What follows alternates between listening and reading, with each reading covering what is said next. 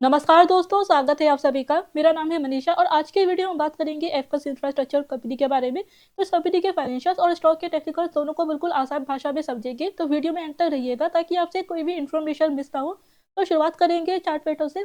Daily chart से शुरुआत करते हैं क्योंकि स्टॉक की लिस्टिंग बहुत पुरानी नहीं है, अभी 1 महीने पहले स्टॉक लिस्ट हुआ है जस्ट। तो स्टॉक का जो इशू प्राइस था वो था 463 रुपये और ये लिस्ट हुआ है 426 पे, यानी कि 8% के डिस्काउंट पे ये स्टॉक लिस्ट हुआ है। डिस्काउंट पे लिस्ट क्यों हुआ है? तो इसका रीजन है कि इसका आईपीओ साइज जो था वो 5,430 करोड़ का था, जिसमें से 1,250 करोड़ का फ्रेश इशू था और 4,180 करोड़ का ओएफएस यानी ऑफर फ्लो सेल था। तो जो 77% जो इशू साइज का जो परसेंटेज है वो प्रमोटर्स की जेब में गया है वो पैसा, और जो 1,250 करोड़ रुपये इतना ओनली कंपनी को मिला है। तो यहाँ पे जो है 8% के डिस्काउंट पे लिस्ट हुआ है। और लेकिन कंपनी के जो फाइनेंशियल्स है वो काफ़ी अच्छे हैं, तो इस वजह से जो है स्टॉक जो है अपने लिस्टिंग डे पर ही जो इसका इशू प्राइस था 463 उसको ब्रेक किया और क्लोज हुआ है ये 474 पर, और ये स्टॉक अभी तक अपने अपट्रेंड पे है। हायर हाई लगा रहा है एंड हायर लो लगा रहा है, तो यानी कि इन्वेस्टर को स्टॉक में लॉन्ग टर्म के लिए काफ़ी अच्छा कॉन्फिडेंस है, इसलिए इसको जो है लिस्टिंग के बाद से लगातार इसमें जो है अपट्रेंड हमें देखने को मिल रहा है। अभी के लिए हम देखते हैं ये स्टॉक जो है यहाँ पे ट्रेल लाइन का सपोर्ट ले रहा है और इधर भी इसमें सपोर्ट लिया हुआ है, यानी ये स्टॉक जो है एसेंडिक चैनल में ऊपर जा रहा है। इसके अलावा आप देखेंगे कि यहाँ पे जो है इसका हाई था, इसको ये इसने ब्रेक किया है बट यहाँ पे सस्टेन नहीं किया है, बॉडी नहीं बनाई है, नहीं जो है रुका है यहाँ पे स्टॉक, यहाँ पे विक्स बना के वापस आ गया है। तो इसको आप इस तरह से भी देख सकते हैं कि ये स्टॉक जो है ट्रायंगल बना रहा है यहाँ पे।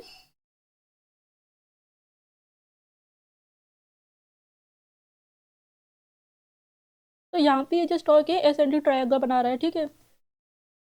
पहले यहाँ पे स्टॉक जो है थोड़ा भागता हुआ आया है, बहुत ज़्यादा तेज़ी नहीं है, अभी लिस्ट हुआ है बट स्टिल थोड़ी तेज़ी है। उसके बाद यहाँ पे इसने सपोर्ट लिया, रेजिस्टेंस लिया और ये स्टॉक जो है ट्रायंगल टाइप का पैटर्न बना रहा है। अब इसके बाद यहाँ पे क्या पॉसिबिलिटी बनती है कि यहाँ पे जो है स्टॉक जो ये सपोर्ट ले रहा है इसके बाद स्टॉक यहाँ पे जो है थोड़ा कंसिडरेट करेगा इस तरह से और इस ट्रायंगल का ब्रेकआउट देगा, या फिर ये क्या करेगा कि यहाँ पे ये ऊपर जाएगा और जो इसका एसएनडी चैनल था उसको ये कंप्लीट करेगा। तो दोनों सिचुएशन में जो है स्टॉक के ऊपर जाने का पोटेंशियल है, क्योंकि स्टॉक पे काफ़ी अच्छा स्ट्रक्चर बन रहा है, हायर हाई भी लगा रहा है ये। और अभी तक अपने प्रीवियस लो को इसने ब्रेक नहीं किया, तो इस ट्रेल लाइन के ऊपर जब तक स्टॉक बना हुआ है तब तक स्टॉक पे जो है बुलिश स्ट्रक्चर है। इसके बाद ये जो ब्रेक करेगा तो आपका अगर शॉर्ट टर्म के लिए आप इसको होल्ड करना चाहते हैं तो आपका टारगेट क्या रहेगा, इसके लिए आप इस ट्रायंगल को मार्क करेंगे और इसको यहाँ पे रखेंगे इसके ब्रेकआउट पॉइंट पे। सपोज यहाँ पे अगर ब्रेकआउट होता है तो जिधर भी इसका कैंडल क्लोज होगा वहाँ पे आप रख सकते हैं, और इसका टारगेट जो है 650 तक का आपका एटलीस्ट टारगेट रहेगा। और अगर आप चाहें तो इसमें प्री एंट्री भी कर सकते हैं यहाँ पे और नीचे स्टॉप लॉस रख सकते हैं अपना। तो ये शॉर्ट टर्म के लिए टारगेट है। अगर आप लॉन्ग टर्म के लिए होल्ड करना चाहते हैं तो बिल्कुल कर सकते हैं स्टॉक को। कंपनी के फाइनेंशियल अच्छे हैं और कंपनी के जो है फाइनेंशियल की बात की तरफ आते हैं टेक्निकल्स के बाद। देखिए लिस्टिंग के बाद स्टॉक में थोड़ी गिरावट थी बट उसके बाद जो है 22 नवंबर को इसके रिजल्ट आए और 22 नवंबर को एक न्यूज़ भी आई कि कंपनी को जो है उत्तराखंड की तरफ से डैम बनाने का प्रोजेक्ट मिला है 1,274 करोड़ रुपए का। तो स्टॉक पे तेजी रही है। उसके बाद 24 तारीख को बीजेपी महाराष्ट्र में जीती है, उसके बाद इस स्टॉक में भी तेजी रही है, क्योंकि महाराष्ट्र में बीजेपी के जीतने से ये एक्सपेक्टेशन है कि जो है बीजेपी गवर्नमेंट का जो फोकस है वो इंफ्रास्ट्रक्चर स्पेंडिंग पे ज़्यादा रहेगा, वहाँ पे ज़्यादा स्पेंड करेंगे तो एफकल्स को जो है काफ़ी प्रोजेक्ट्स मिल सकते हैं, क्योंकि इनके मोस्टली प्रोजेक्ट जो है वो गवर्नमेंट की तरफ से इनको मिलते हैं। उसके बाद स्टॉक में थोड़ी गिरावट रही है। एंड देन अभी जस्ट न्यूज़ आई है 16 तारीख को कि इनको जो है मध्य प्रदेश से मेट्रो प्रोजेक्ट मिला है 1,007 करोड़ रुपए का। तो उस इस प्रोजेक्ट का जो है लेटर ऑफ एक्सेप्टेंस इनको 16 तारीख को मिल गया है, तो स्टॉक गैप ऊपर हुआ है। देन इस गैप को स्टॉक ने जो है फिल किया है और उसके बाद अभी यहाँ पे स्टॉक सपोर्ट ले रहा है। इसके बाद यहाँ पे ये जो स्टॉक वापस ऊपर चलना शुरू कर सकता है। अब ये तो इसके पॉजिटिव साइड्स हो गए। अब कंपनी के फाइनेंशियल देखते हैं। तो मिड कैप कंपनी है ये, 19,136 करोड़ का मार्केट कैप है। पी अभी 41.8 का है, इंडस्ट्री पी 25 का है। तो जो पी है वो थोड़ा ज़्यादा चल रहा है अभी। आर ओ सी अच्छा है 23 का, आर ओ ई अच्छा है 40% का।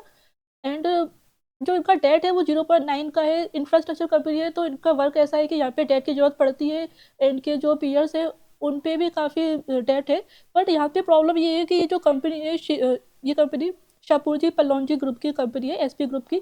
तो उनके ऊपर काफ़ी ज़्यादा डेट है और उस ग्रुप के डेट को कम करने के लिए इसका जो आईपीओ लाया गया था। इससे पहले इसी ग्रुप का एक और जो है कंपनी वो उसका भी आईपीओ आया था, Sterling and Wilson renewable energy, जिसका मंथली चार्ट लगाते हैं। तो ये स्टॉक जो है देखिए ये स्टॉक कहाँ पे लिस्ट हुआ था और अभी तक ये स्टॉक लॉस में ही चल रहा है। अपने लाइफ टाइम हाई को इसने ब्रेक किया बट वापस से इसने रिवर्सल ले लिया, यानी स्टॉक में बिल्कुल भी जो है रिटर्न नहीं बन पाए इन्वेस्टर्स के। तो ये काफ़ी डिसअपॉइंटेड स्टॉक रहा है इसकी अगर आप फाइनेंशियल्स को देखेंगे। तो ये कंपनी लॉस मेकिंग कंपनी है। इसके इसके जो इन्वेस्टर्स हैं, तो जो इन्वेस्टर्स है एसपी ग्रुप ने अपना स्टेक सेल कर दिया है, वो रिलायंस एनर्जी ने बाय कर लिया है और वहीं पे इसके जो है प्रोमोटर होल्डिंग देखते हैं तो जो रिलायंस ग्रुप पे 32% है, 1% कोई और प्रोमोटर होगा, तो बाकी जो 12% लगभग एसपी ग्रुप के पास है वो स्टेक भी प्लेज कर रखा है। तो कंपनी को जो है यहाँ पे कंपनी की जो ग्रुप कंपनी है एसपी ग्रुप, इनके ऊपर बहुत ज़्यादा डेट था। अभी इनके ऊपर जो डेट था वो 2020 में था 33,170 करोड़ का, अभी 2024 में 19,724 करोड़ का है। तो काफ़ी हद तक डेट कम कर लिया है और आगे भी बिल्कुल कोशिश इनकी चल रही है डेट कम करने की। बट जो एफकस इंफ्रास्ट्रक्चर है, इनके जो प्रोमोटर्स हैं अभी 50% है, और जबकि आईपीओ से पहले ये प्रोमोटर्स 99% थे। तो यानी कि लगभग आधे हो चुके प्रोमोटर्स आईपीओ से पहले भी इन्होंने स्टेक सेल किया, आईपीओ में फ्रेश इशू और साथ में ऑफर फॉर सेल में भी स्टेक सेल किया। यानी एक ही बार में जो स्टॉक लिस्ट होते ही प्रोमोटर होल्डिंग है वो ओनली 50% है, जबकि जनरली स्टॉक जब लिस्ट होते हैं तो इतनी कम प्रोमोटर होल्डिंग नहीं होती है इनकी। तो अगर आने वाले टाइम में मैनेजमेंट ने स्टेक सेल करने का अनाउंसमेंट किया तो यहाँ पे स्टॉक के ऊपर भी असर जो है देखने को मिलेगा। ग्रुप ने जो है पीएफसी जो है वहाँ से भी 20,000 करोड़ का लोन प्रपोजल किया था बट वो रिजेक्ट कर दिया गया इनका। और इनकी जो सबसे बड़ी इन्वेस्टमेंट है वो है टाटा सल्स में, इनका 18% का स्टेक है, उसमें से थोड़ा स्टेक इन्होंने एग्जिट करने की कोशिश करी थी ताकि ये अपना डेट चुका पाए, बट टाटा सल्स ने मना कर दिया। तो जो है थोड़ा स्टेक जो है प्लेज करके फंड्स जुटाए जिससे इन्होंने डेट को काफ़ी कम करने की कोशिश की है, कुछ अपने इन्वेस्टमेंट सेल की है, कई कंपनीज में स्टेक सेल किया है। एक बलरामपुर करके नाम का एक पोर्ट था वो भी जो है अडानी को सेल किया है। तो काफ़ी कोशिश चल रही है बट अभी जो इनका एफकॉस पे डेट है वो है 3,485 करोड़ का और रिजर्व है 3,453 करोड़ के। तो ये आईपीओ इसलिए लाया गया है बिकॉज जो है इस कंपनी के डेट को कम किया जाए और बाकी जो पैसा था वो ग्रुप कंपनी के डेट को कम करने के लिए यूज़ किया गया है। तो ये तो जो इनके ऊपर डेट का बर्डन है उसकी बात हो गई। अब कंपनी के फाइनेंशियल्स की बात करेंगे तो जो सेल्स है वो सितंबर क्वार्टर से ईयर और ईयर पे 11% सेल्स कम हुई है, प्रॉफिट इंक्रीज हुए है, मार्जिन इंक्रीज हुआ है 10% से बढ़ के 12% हुआ है। तो ये जो सेल्स है ये कम रही है बिकॉज 2000 फाइनेंशियल 2023 में जो इनकी ऑर्डर बुक थी वो 30,406 करोड़ की थी और फाइनेंशियल 2024 में जो इनकी ऑर्डर बुक रही है वो 30,961 करोड़ की रही है, यानी सिर्फ 500 करोड़ की ग्रोथ रही है। बट उसके बाद के जो लास्ट 2 क्वार्टर्स रहे हैं उसमें इनकी जो सितंबर क्वार्टर तक जो ऑर्डर बुक रही है वो 34,152 करोड़ की रही है, यानी लगभग 4,000 करोड़ से ऑर्डर बुक इंक्रीज हुई है। तो अभी इन्हें हाल ही में काफ़ी सारे ऑर्डर्स मिले हैं, जैसा मैंने आपको वीडियो के स्टार्टिंग में ही बताया, तो वो भी ऐड करके अभी इनकी जो सितंबर के बाद में करंटली जो अभी ऑर्डर बुक है वो है 37,000 करोड़ की, सॉरी 37,904 करोड़ की टोटल ऑर्डर बुक है, जिसमें सितंबर के बाद में इन्हें 3,752 करोड़ के ऑर्डर्स मिले और सितंबर तक थे 34,152 करोड़ के ऑर्डर। साथ ही 10,154 करोड़ के पेंडिंग ऑर्डर्स है जिसमें कंपनी ने लोएस्ट बिड की है। तो ये ऑर्डर्स जैसे फाइनलाइज हो जाती है तो टोटल ऑर्डर बुक हो सकती है 48,058 करोड़ की। अब इस 10,000 में से कितने करोड़ के इनको ऑर्डर मिलते हैं वो आगे पता चलेगा। तो ऑलमोस्ट आप मान के चलिए कि इस फाइनेंशियल के एंड तक 40,000 करोड़ से ज़्यादा की इनकी ऑर्डर बुक होगी, जिससे आगे इनका रेवेन्यू काफ़ी इंक्रीज होगा। और ईयर ऑन ईयर पे अगर आप देखते हैं तो इनकी सेल्स इंक्रीज हुई है लगातार। अभी 2024 में 4.9% की सेल्स ग्रोथ है, मॉडरेट सेल्स ग्रोथ है बट स्टिल ठीक है। मार्जिन 10% का रहा 2024 में, मैनेजमेंट का कहना है कि अभी 11% से ज़्यादा एटलीस्ट मार्जिन हो सकता है आने वाले ईयर में। और नेट प्रॉफिट भी हाईएस्ट रही है 450 करोड़ के। बैलेंस शीट देखेंगे तो जैसा हमने देखा है कि इनके बिजनेस में जो है ज़्यादा कैपिटल की ज़रूरत पड़ती है, तो अभी बोरिंग जो है और इसको देखा जाए तो ऑलमोस्ट 1 का इक्विटी रेशियो है इनका। जो आरओसी है वो 23% का है, अच्छा आरओसी है।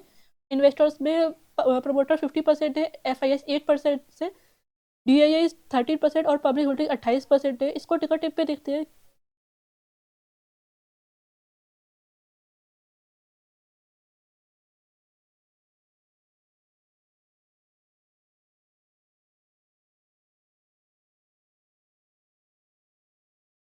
तो पब्लिक होल्डिंग जो है वो अभी 14% की है, तो काफ़ी कम है अभी के लिए, बट लिस्ट होती है इतने ज़्यादा होल्डिंग है तो आगे किसी ने अगर सेल किया तो पब्लिक होल्डिंग थोड़ी इंक्रीज हो सकती है। और कंपनी का बिजनेस क्या है इसकी बात करते हैं।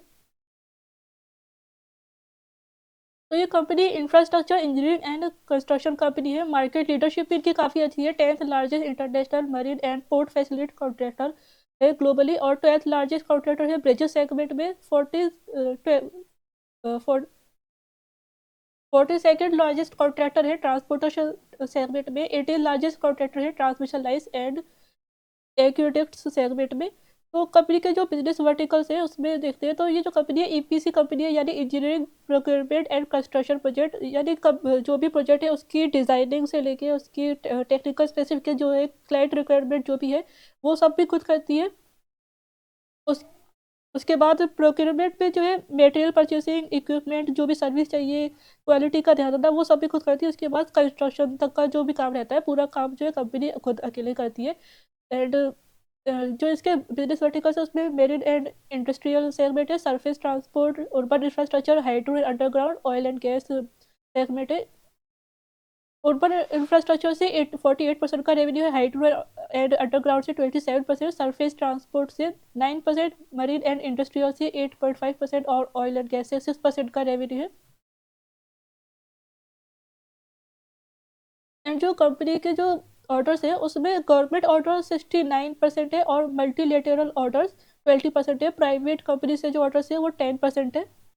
तो मल्टीलेटरल क्या रहते हैं कि जो इंटरनेशनल एजेंसीज एंड एक या दो कंट्रीज के बीच में कोई प्रोजेक्ट चल रहा है, तो वर्ल्ड बैंक, एशिया एडीबी या अफ्रीकन डेवलपमेंट बैंक, इस टाइप से जो भी एजेंसीज रहती है उनसे जो फंडिंग होती है उससे जो प्रोजेक्ट्स बनते हैं दो या दो तीन पार्टीज को मिला के, तो वो मल्टीलेटरल्स पे आते हैं। तो सबसे ज़्यादा जो इनके प्रोजेक्ट रहते हैं वो लगभग 70% गवर्नमेंट से रहती है, और इंडिया से इनके 75% जो है रेवेन्यू है और ऑर्डर बुक है। एंड आउटसाइड ऑफ इंडिया से 24% है। एंड इंडिया का जो इंफ्रास्ट्रक्चर सेगमेंट है ये अभी 2024 से लेकर 2029 तक 9.5% से ग्रो होने की एक्सपेक्टेशन है। तो यानी कंपनी एक ऐसे सेगमेंट पे काम कर रही है, ऐसी इंडस्ट्री में काम कर रही है जहाँ पे ग्रोथ अच्छी है। तो अगले 5 साल के लिए आप स्टॉक को जो है डेफिनेटली अपने पोर्टफोलियो में रख सकते हैं। 5 साल तक के लिए स्टॉक कहीं नहीं जाएगा, इसमें जो है और इसके ऑर्डर्स भी इंक्रीज हो गए, इसके रेवेन्यूज भी इंक्रीज हो गए। जो प्रॉब्लम है वो बस ये है कि इनकी जो ग्रुप कंपनी है एसपी ग्रुप, उनके ऊपर बहुत ज़्यादा डेट है, जैसा वेदांता में है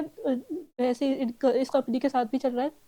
4 साल में जो है एसपी ग्रुप ने अपना लगभग 17,000 करोड़ का डेट कम कर लिया है, बाकी का डेट भी जो है जल्दी कम कर सकते हैं।